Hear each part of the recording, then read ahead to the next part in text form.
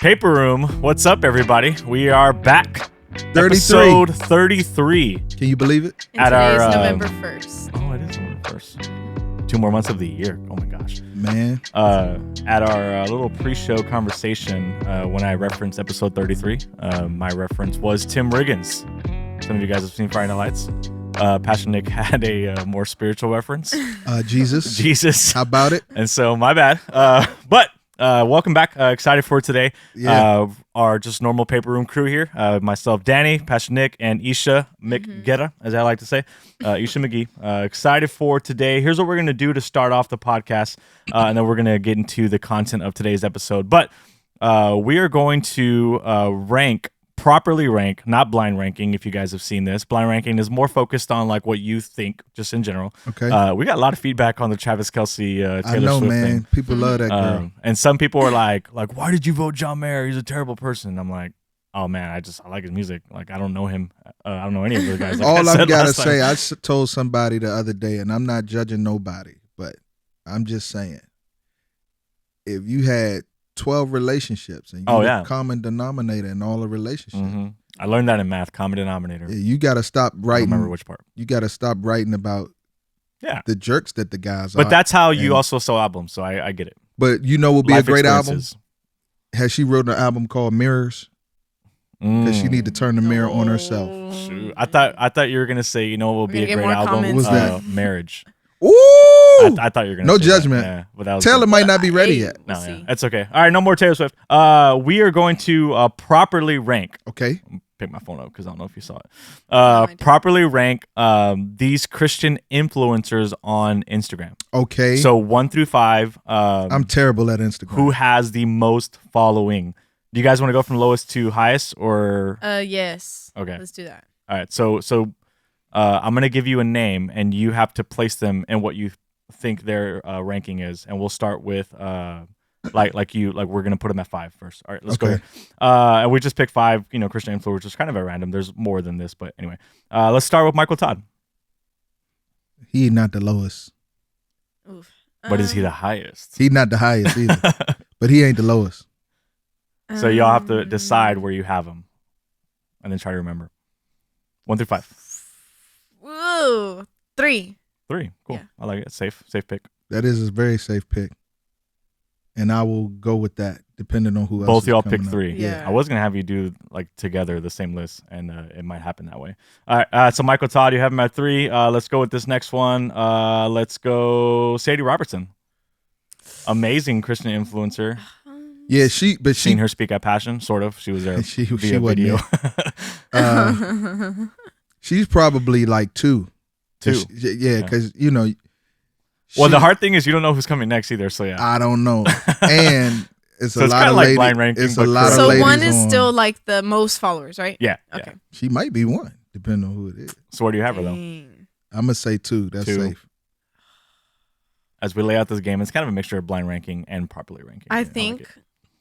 4. 4. Okay, so you have Mike Todd 3, Sadie at 4. I So think she you're got more saying than Mike Mike. Todd has more than Mike. Yeah. Okay, cool. More than Sadie. More than Sadie, Sadie. my bad. Mike has more than Mike.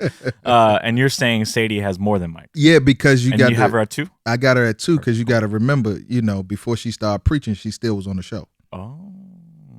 Selling duck calls. Something like that. Let's go with Joel Osteen. I'm gonna put him at 1 or 2. Both those spots are Because open I don't know for who you. else is on the list. Hey, that's okay.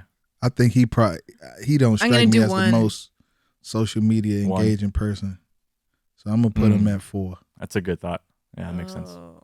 No, you said 1 already. Can't change it. No, All I right. was thinking of like my grandma watching him on TV. Like that's all that she would watch is just like the TV, whatever was on TV. But That's true. She didn't have Instagram, which makes so. him like an influencer, so to speak, in that he's media very setting. influential. like super But well known. Instagram is But we're a also different talking world. about Instagram. Yeah. So you have him at 4? Yeah. Is that what you said? And then you put him at 1? My head's just not in the game today. That's okay. You I put him think at 1. I'm- yeah, I You'd think be I'm all right. wrong, too. We have 2 more? Let's go with Craig Groeschel. Pastor man. Life Church. Dag, I actually need to change this because I think 2. they have 6,700 campuses. It's not that many, but they have a lot. I think 2? Yeah. Mike Okay. Todd might actually have more followers than him. You had Mike Todd at 3, and you put I put Sadie at 2. Sadie at 2, and then you put where'd you put Joel? Joel Osteen at 5? At 5. So you have 1 and 4 open. Got 1 and 4 open. So where are you putting Craig, Pastor Craig? See, I don't know who you gonna say next. Doesn't matter. Just kidding. It doesn't matter. It really does matter. I'll put Craig at 4. 4. Yeah. Okay. Because I don't know who you're gonna say next. Like you might say, I don't know who you might. You might say the Pope. Chris Dupree. I mean, the Pope got mad followers. I didn't even think about the Pope. Where you have him? Craig Rochelle? I said 2. Oh, 2. Okay. My bad. She might be right. So what do you have left? 5. 5, 1. Okay. The next one is Stephen Furtick, Pastor Elevation Church. I messed up. Yeah, man. Well, I have no option. I got to put him 1. You have to put 1. All right. So here is the properly ranking Okay. of each one. We missed it. Let's go from bottom, from least amount of followers, which is Okay. still so many. I will say this: all of these people have over 1 million followers. I minimum, figured, yeah, right? you figured that. which is crazy to think. Like, to I got have that 500. kind of influence, 500 million. No, I got 500. Just 500. Yeah, it's crazy to think like that. They're impacting that many people. Craig Rochelle is at 5. Okay. And I had him at 1. No, okay, 4. like at 2 or something like that. Had I don't him at remember. 4. See, that's what I don't remember. I had him at 2. Yeah. He has 1 million followers exactly right now. Get your weight up, Craig. No, I'm joking. The next one at 4 out of this list is Pastor Mike Todd, Transformation Church. Okay. So he's at 4. Okay. 2.1 million. Okay, wow. And Pastor we Mike. had him at 3. Yeah, so y'all were pretty Okay. close with him. Okay. The next one is Pastor Stephen Furtick, Oh, I had him at 1. 3.8 mil. Sadie's Wow. up there. That's so much. That is. Like, he has 2.8 more million followers than Craig Rochelle does. Like, that's crazy. So that leaves the top 2 out of Sadie and Joel. Who do y'all think? I'll let y'all It got to be Sadie. Oh my gosh. Yeah. It got to be Sadie. Then yeah. Oh, both I of y'all are think- wrong. Sadie's at 2 So I was What? right. with 5 million. Joel is on the And gram like Wow. that. Man, from Okay. TV watching grandmas to everything else, 5.2 Dang. million. Well, he does have Okay. his own XM station. Yeah. I mean, wow. Yeah.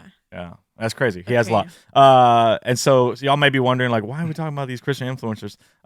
Today's topic, we're looking at this theme of godly ambition versus selfish ambition. And so right off the bat, what we're not saying is that these people who have a crazy amount of following on social media did this out of selfish ambition. Right. Absolutely. We are not saying that One- and want to over communicate. Yes. We are not saying we have that. well, one, we have no idea because we don't know these people, or at least, I mean, y'all might have no idea. And so I'm assuming you don't. So we don't know their hearts, right? We don't know their internal motivation for what they're doing. But they have obviously a crazy wide reach of their influence, of their, their ministry, so to speak, on these social media platforms. And one thing that can happen from like a ministry perspective or a Christian perspective is we want to strive for that kind of influence out of selfish ambition versus godly ambition. Sure. Right? Yeah. So it's not about them. It's no. more so Like, talking about I us. want that platform. Right. I would love to have, Great way to 5 frame. million followers. Like, that'd be amazing so that, I can do something, I could ask every follower for Yeah. 50 cents. Can you imagine I that? know that. Yeah, no This more. is like,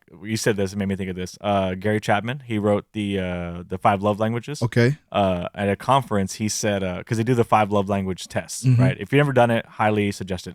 I don't know how many followers he has on Instagram, but It's free, right? it's a free test. And he said, like, man, like 7 million people have done this test or something Yee. like that. And he told his like producer, like, you couldn't charge like 50 cents, like just A make a little, telling you. like a little dime. But anyway, so the goal today is we're going to talk about this wrestling of godly ambition versus selfish ambition, and really just with the umbrella that everything we want to talk about here in the paper room is for the hope that we help each other grow in our relationship with Jesus, but also just faithfully live out our relationship with God and the culture around us, whether you're pursuing ministry or you're pursuing a secular career, like whatever it is that you're doing, you're living out your faith in Jesus in those avenues. Like, that's what we want to help you do. And part of what we do here with the paper room is we just receive questions that you guys have. So number one, if you have more questions, submit them to us. DM Yes. us on Instagram, because we love to talk about the topics and the questions that you are literally wrestling with. Like we just talked about one of who do I pray to? That was one of our recent episodes. That is a question that somebody submitted that we loved, and we broke it down. I got some really good feedback on that episode. So this was one as well that somebody asked, like, how do I know if what I'm doing is really like pursuing God or a godly ambition, a godly motivation versus selfish, where I'm trying to maybe build my own thing. Like maybe some of you guys listening, you're wrestling with that. I would assume and guess that some of us have kind of wrestled with that during our ministry kind of upbringing. But so we're going to talk about this tension of what that looks like. And I'm excited to hear what you guys have to say about this. Sometimes we talk a lot about like what we're going to talk about on the podcast. Like we kind of give each other some preview. Today, we really didn't. It was just like, all right, let's talk about this. So I'm excited for this conversation. And so here's kind of what I want to start off with when it comes to this specific topic. What would you say simply with those two terms is the difference between the two? Like the difference between godly ambition versus selfish ambition? Like how would you kind of define those two things? I think it's tough because we have, like we have certain desires. Like we have been given, certain passions, and we have giftings and talents. And the gifts and talents that we have been given to us by God, right? To use them for his glory, for his kingdom. But then we also have desires that don't seem spiritual. Like we have like talents and gifts that don't seem at all like they could be used for God's kingdom. And of course, like some people have, like their callings and purposes to go out into the secular world, and that's what their career is. And there's just some specific things that don't seem like they're God honoring, but they can be, always, of course. So I just think that it can be very confusing. So I'm glad that we're talking about it. But I would say the difference, one of the differences could be, like how we think our name is being, put out there for recognition, for acknowledgement, as a recovering people pleaser, always trying to please God and, in that striving to please God and not people. With Galatians keeping that eye on, like, who am I doing this for? Is a good thing to evaluate. If we're not doing it to please our parents, or we're not doing it just to please, like, or make ourselves proud, because of past mistakes we made, and just really evaluating like what we're doing it for, I think is a good way to differentiate. Yeah, and I think that's helpful to understand that. Number one, there is a difference. Like God is not against ambition. Can you give us like a example? Like, what do you mean by that? Well, because Philippians 2 says, do nothing out of selfish ambition, which means you can do things out of godly ambition, or you can do things that are ambitious. And it not be dishonoring to God or devalues people, you know. So I think that's important to frame that because, unfortunately, how some people are taught about the Christian faith and how some people receive the Christian faith, I do think it stifles ambition. And the reason why I'm saying that is from personal experience. I think, some of the ways that I was taught it or received it, and I'm not blaming nobody. This is just stuff I processed through because I don't consider myself a crazy, ambitious person. I go with the flow. I see things I want to go at. I'll stick at it. But I look at people who are ambitious, like they mark it on the calendar. They have, they hitting it every day. And sometimes, I envy that. I wish I had a little bit of that in me. But I do think it's important to understand that, number one, God wants us to be ambitious. Yeah. We always go back to Genesis, but I think it's important to do that, Be fruitful, multiply, fill the earth, and subdue it. It's very ambitious. Yeah. And I just think about like the Apostle Paul, like in Romans 15, eager to preach the gospel where it hadn't been named yet. Right. Yeah. And it's like he was very, I feel like you can almost use the word passion for ambitious, right? Like they're kind of interchangeable a little bit. But then, like what Isha said, it comes back to like our motivation. Like, why are we doing this? And I think we can assume that the Apostle Paul was not trying to do it to build his own name. No, right? And that's what I think. I think that's how we can kind of, to answer your question more clearly, in my ambition, am I participating with God? Like, am I participating with God? Or is this something that I can go after without God being anywhere near this, and I'm still successful and I'm still grinding, then I think that gives you your answer. Yeah. I think it does get very tricky too, as we're evaluating, like as we're asking ourselves the questions like, oh, who am I doing this for? It can be super easy to lie to ourselves too. Like, I think it can be very easy for us to just say, even to ourselves with nobody asking us, like, well, I'm doing this for God, or I'm wanting to serve people and help people, with like an underlying completely different motive, but we're not self-aware enough to verbalize it, or maybe we don't have the accountability to recognize the real motive underneath, what we're saying. So that can be a tricky path to walk. That's good. I'd love to get into this. How do you think, because especially like considering the secular culture, one thing we always say with our young adults is like, the percentage of people that come or that are part of our young adult ministry, like, you're probably not going to be in vocational ministry, right? And you don't need to be. Yeah, and you don't need to be. You're gonna be Christians in the work field, right? And so, kind of talking to that crew a little bit, and I want to talk to the ministry crew as well. But sticking to that side, like, we live in that dog eat dog type of world where you're just grinding to get to the top of the ladder, right? You're trying to do everything you can to better yourself as a person at whatever job you have. If you're in sales, you want to be the best salesperson so that you can make the most amount of money, all that good stuff to take care of yourself and take care of your family, all that stuff. And so, like, if you're like, how do you balance getting better at what we do, like bettering our craft, so to speak, what we feel like, all right, this is my passion, this is what I want to do with my life, without putting people down in the process? Like, if you're trying to climb the ladder, like, I'll say this is really dumb, but anyway, last weekend, Summer went to San Antonio. She took Jaden. They were gone for like 4 or 5 days. So I was just at home bored. I was like, I didn't realize how bored I was being. They were gone. And when I leave now, I realize, like, Summer might be this bored too. When I was a kid, I watched wrestling like religiously, like, HBK, Shawn Michaels, like, that was my dude. So I literally jumped on YouTube and started YouTubing old wrestling matches, and I would just like spend hours doing that. Really dumb. Anyway, but like a ladder match, so you had fun. Like, I mean, they put that belt on top, and like, you do everything you can to go get that belt, right? I remember me and my brother were like fighting that way too. Hell in a Cell. Yeah, and so in that same mindset, like you're literally trying to climb the ladder and you're knocking everyone down on the way up. And so, how do you have like an ambition towards being better at what we do, without knocking people down in the process? Yeah, that's a good question. And I mean, I just think, you don't ever have to push nobody down to elevate yourself. Wow. That's not God's way. And so, like I said, if you're ambitious and it's godly ambition, you're participating with God, which means you aren't going to go about attaining your goals in a way that God does not permit.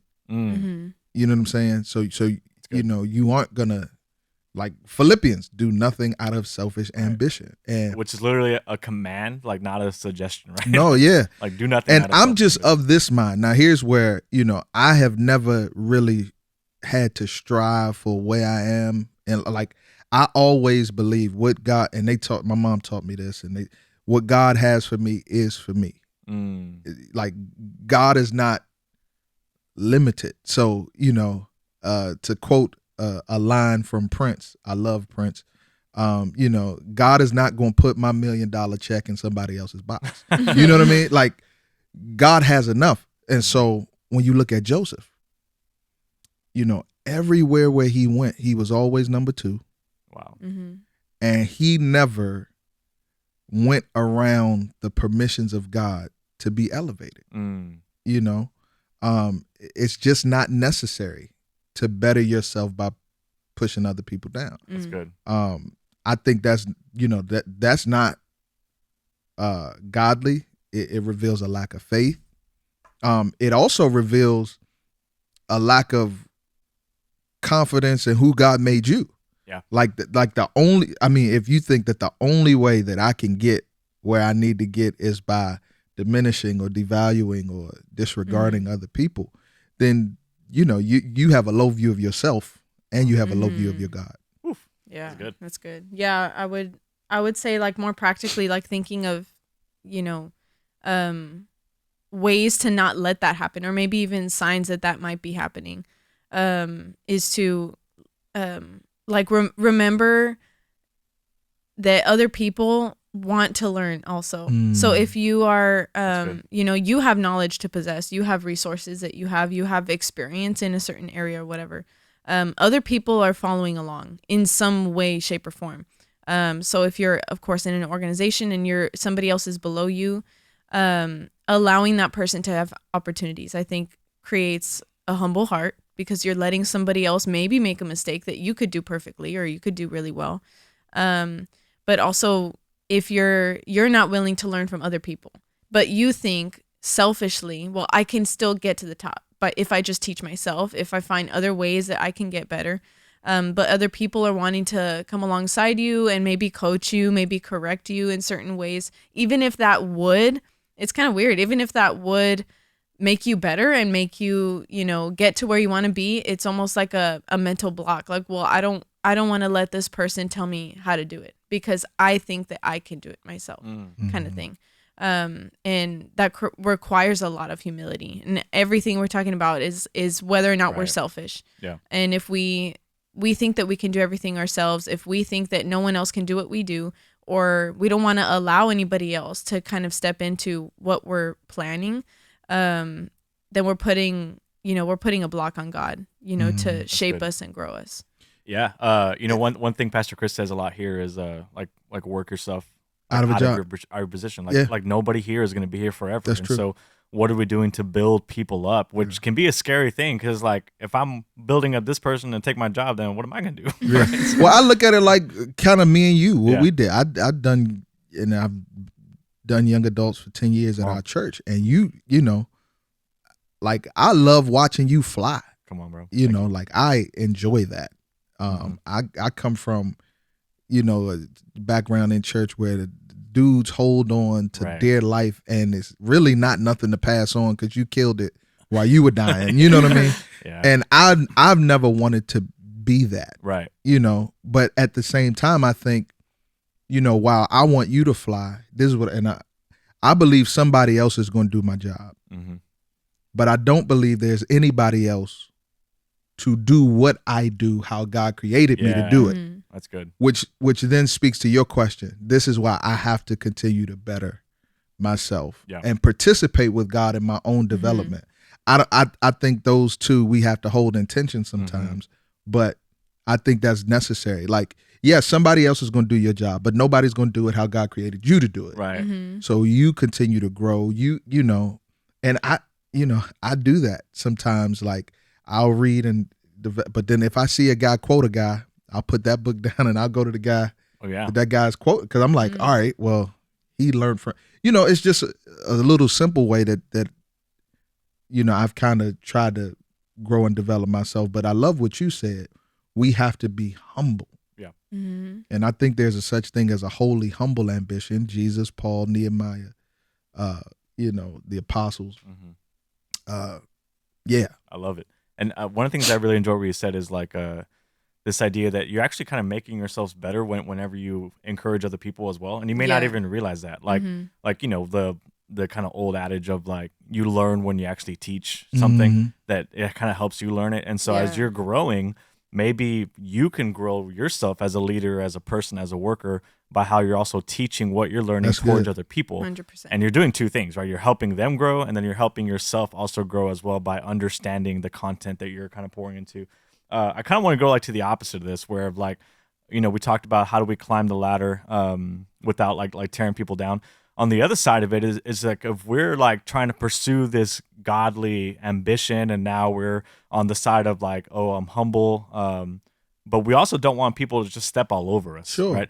And so kind of like now looking at that side of the coin, like that side of the balance of how can we practice godly ambition without feeling like we're just allowing people to then just step all over us. That's very good. And man, oh my gosh. The brother is his name is slipping my mind, but he has a mentoring ministry, and he trains young black boys in martial arts, and also like gives them life and mentoring. I think it's called the Cave of Adullam. They did a 30 for 30 on it. It was great. If you find that 30 for 30, watch it, because he's teaching them martial arts, but he's teaching them about life. But he was on a show, and he made the distinction between being aggressive and being assertive. And I said, that is so helpful, because I think that's one way not to prevent other people from walking over you, because people are grimy in the world. The world's going to do what the world wants to do. Right. That people are going to try to take advantage of you. That just, I mean, they did it with Daniel. You know what I mean? They're going to try. But I do think we can be assertive. And I think, if we are assertive in our excellence, number one, that every day we bring in our best, that helps, But then also, be assertive in the treatment that you expect from other people. Wow. And you do that by making sure you're consistent in giving it to other people. Yeah. And so, one of the things about me, I try to carry myself the same way to everybody. I don't care if you're the janitor. I don't care if you, my boss. Or I try to be consistent, because that's the treatment that I expect in return. That's good. And then when it's not given in return, then we got to have a conversation. Yeah. In love, but. Yeah, one of the things that Summer has reminded me, just in ministry and doing life, when people. Summer the season or Summer my Summer wife? Your wife. Okay. Yeah, wise. Summertime. The season, was a great season. No, she reminds me, and it's something that I've reminded myself, but just in having conversations about, work or serving with volunteers, whatever it may be.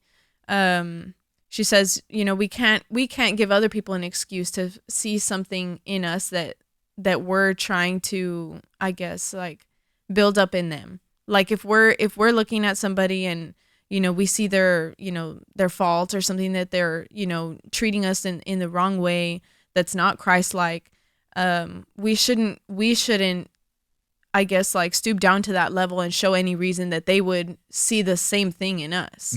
If, despite any kind of emotion or feeling that we might feel. And then I brought up this question to Ben before we got here. Ben. Just to hear his thoughts. Here he is. Hubby. And as I asked him this question, like, oh, what do you think? Like, I think it just like popped in his mind. He thought of this verse: "Be as shrewd as serpents and innocent as doves when we face persecution." Like that's the context of it. That we are to be alert. That's Matthew 10:16. The Bible calls us to be alert, to be sober-minded, to have our eyes open, to be wise about who it is that we're learning from and whose words we let really seep in and take root in our lives. But we are also to be, innocent as doves.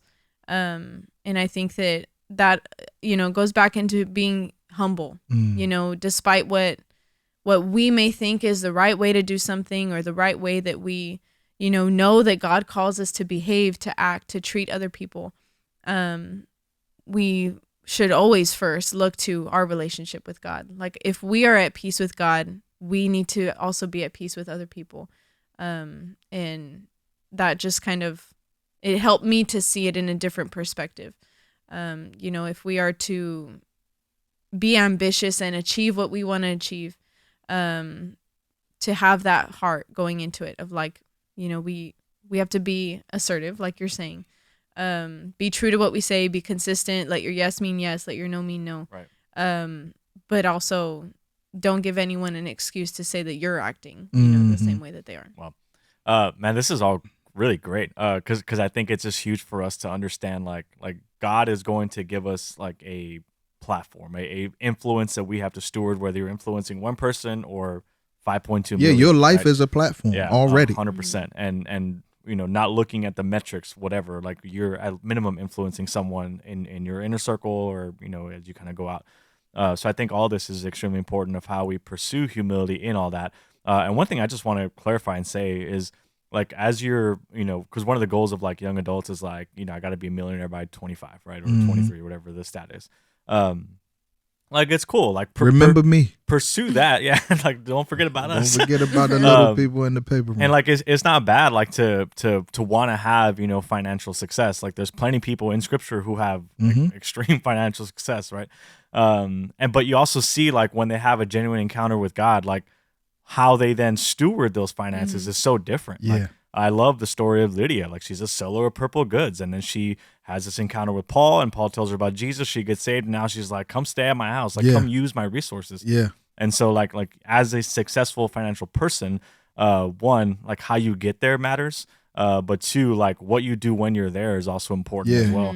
And who you are becoming on your way there. Right. It's very important. I believe that. And so I want to kind of close off with some just some practical steps. Like if we're then desiring to pursue godly ambition, whether we've already kind of made it to where we are, maybe someone's tuning in and you're an influencer, like you have a big, platform that you're trying to understand how to steward, or so to speak.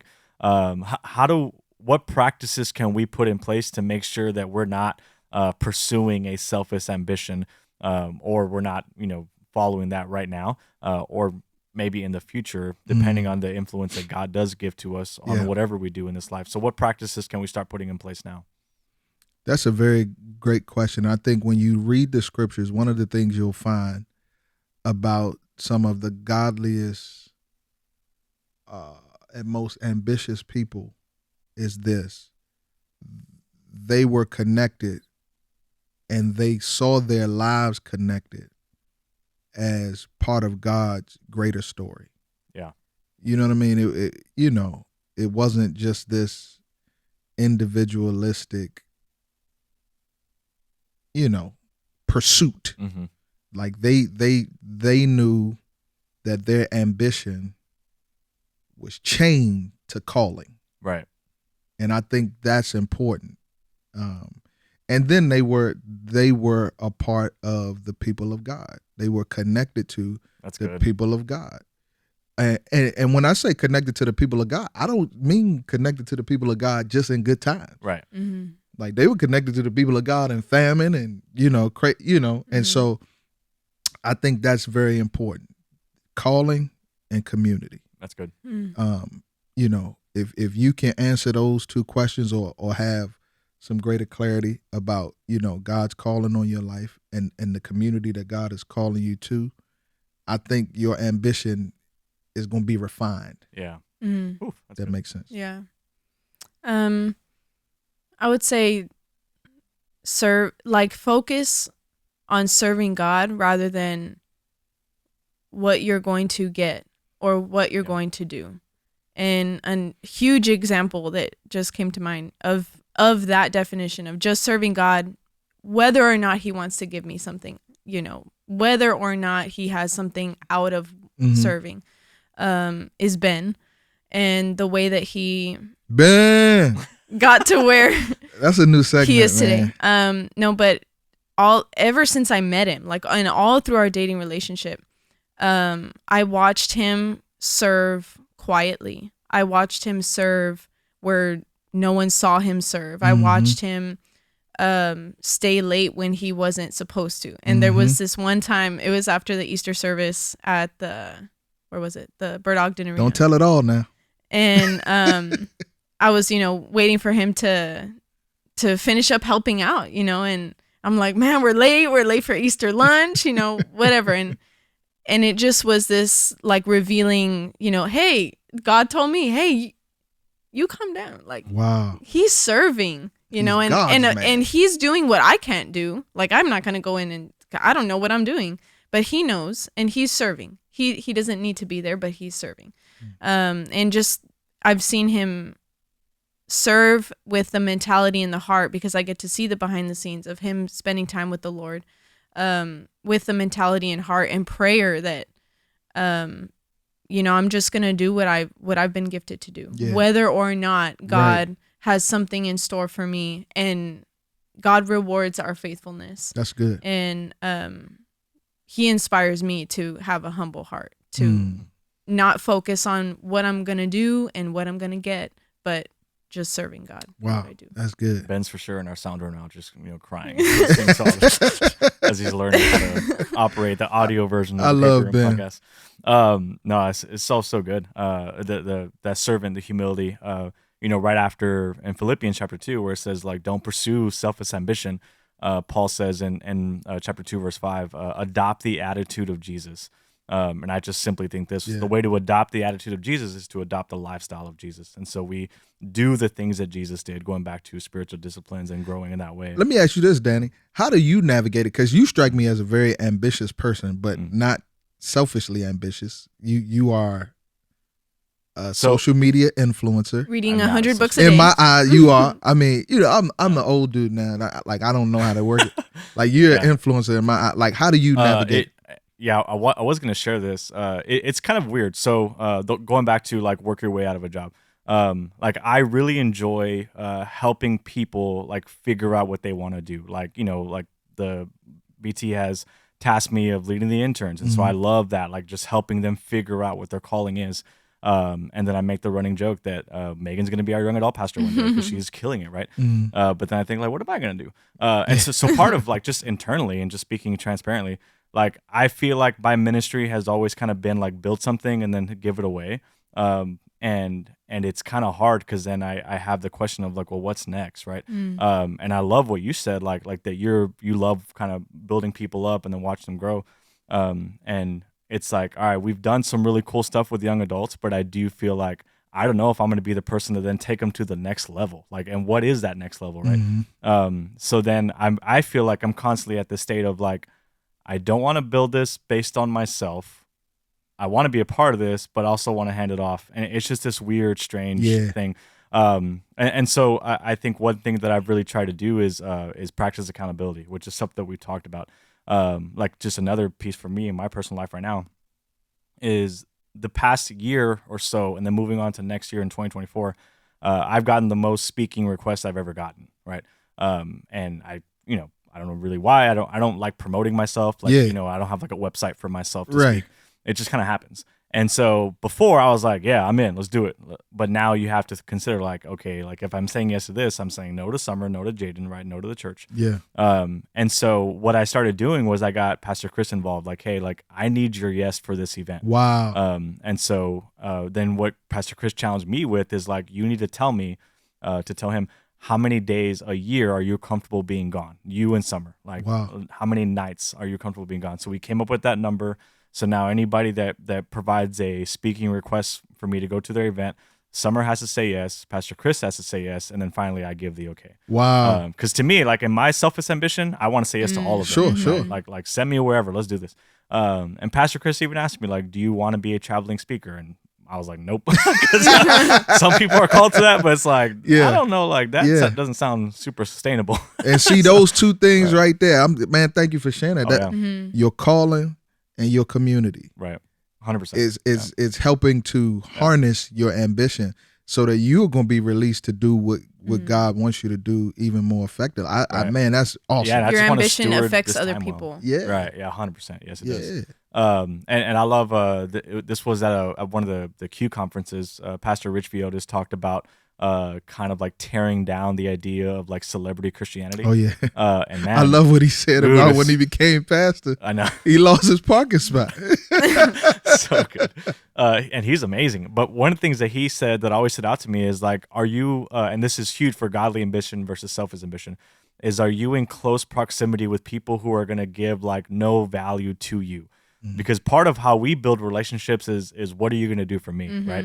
Like I'm going to surround myself with people that are going to help me grow as a person, help me grow as a leader, but also who I'm going to like gain something from them or use them to get to where I want to go. Yeah. And he's like, are you in close proximity? And I know it's true for him because he lives in Queens, New York, and you're in close proximity with a lot of people who are like they don't even care what you do. Ministerially, they don't care that you're a pastor. Right? Like what does that mean to them? Nothing. Yeah. And so are you in close proximity to that? And so that's a huge reality, like in godly ambition versus selfish ambition, especially if you're like trying to pursue ministry.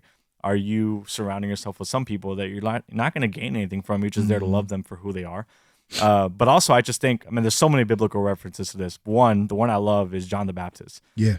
That dude came and he said, I am here to prepare the way of the wilderness. You know, there's someone coming who I'm not even worthy to tie his shoes. I can't even tie his shoes. And so he understood that his ministry was preparation ministry, not platform ministry. And I think in our current ministry context, we flip that we pursue platform ministry. Ain't that the Lil Wayne man when he was like, woo? That's right. Because it's just like, that's what we do. Like, we want to build our own name, our own platform. And John's like, there's Jesus. Like, y'all go get him. Like, that's like, you're following me right now, but he's here. Behold, the Lamb of God, right? Go follow Jesus. And then secondly, this is, we just talked about this with the interns yesterday, actually. It's just like what Paul does at the end of his ministry. Like, I fought the good fight. I finished the race. I have kept the faith. And so, Timothy, let me just share everything I got with you now, right? And so Paul knew, like, if everything that he's kind of built up, if it's going to continue on, like, he's got to share it with somebody else, is what you said. Like sharing that wisdom with other people. And he did that not just at the end, but along the way, too. Of constantly pouring into people through letters and those sort of things. Don't gatekeep. Oh, yeah. What you've learned. That's good. Share what you got. Like, if you have ideas, if God is showing you some stuff, like, how can you share that with other people and get them involved in the process as well? And I've shared this on the pod before, but one of the things that has helped me, just reading the scripture, is this distinction. God makes stars. Men make celebrities. Yeah. Like, God makes stars. Not every star shines as bright as other stars.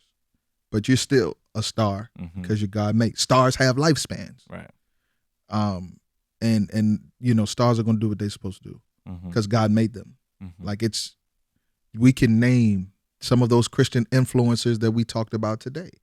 They are, I believe, many of them God made stars. Right.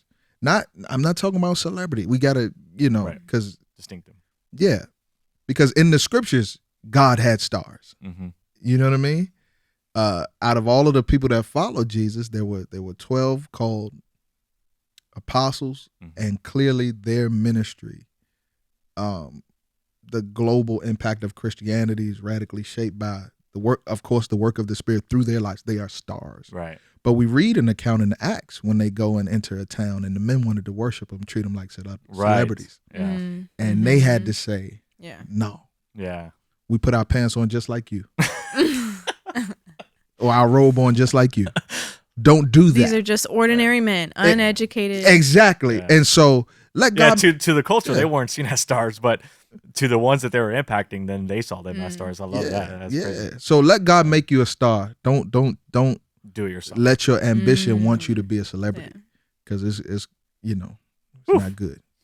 That's good. Man. I hope that helped you. If it doesn't help anybody else, like, I'm grateful me. I'm gonna go quit. I think it helped us three. Right? This helped me. Like, to me, it's helped me. And so hopefully it helps somebody else who's tuning in. But if it does help you and bless you, share it with somebody else. That way we can bless them as well. Thank you guys for tuning in to this episode of Paper Room, Godly Ambition versus Selfless Ambition. Tim Riggins, just joking. Love you guys so much. We'll see y'all next time on the Paper Room. Peace.